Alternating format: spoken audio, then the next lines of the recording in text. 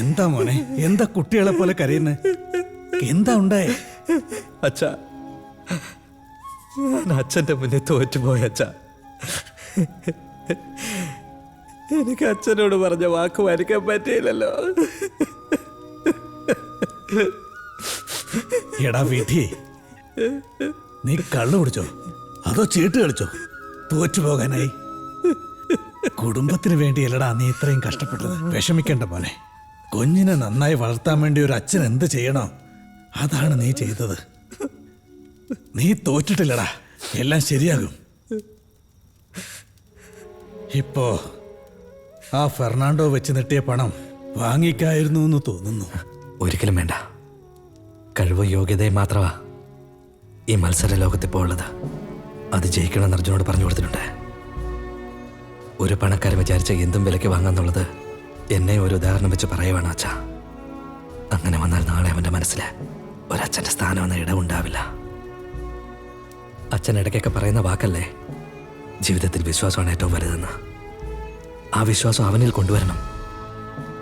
അവൻ ജീവിതത്തിൽ ജയിക്കണമെങ്കിൽ. ആരും ഇവിടുന്ന് പോകുമ്പോ ഒന്നും കൊണ്ടുപോകില്ല. അച്ഛനും അമ്മയും കഷ്ടപ്പെടുന്നത് മക്കള് നന്നായിരിക്കാൻ വേണ്ടിയാ.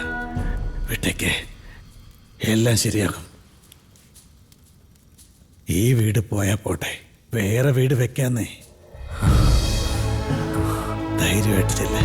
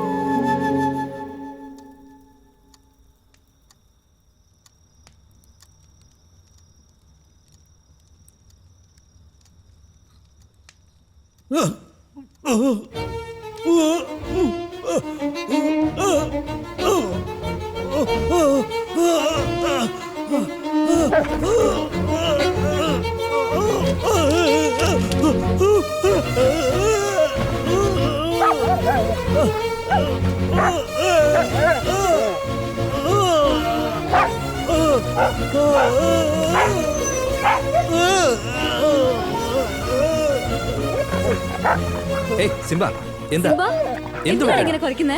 എന്താന്ന് പറ. അച്ഛൻ എന്താ പറ്റി നോക്കി? അച്ഛാ, അച്ഛാ, അച്ഛാ, അച്ഛാ, എന്താ അച്ഛാ? അച്ഛാ, അച്ഛാ, എന്താ എന്തു പറ്റി അച്ഛാ?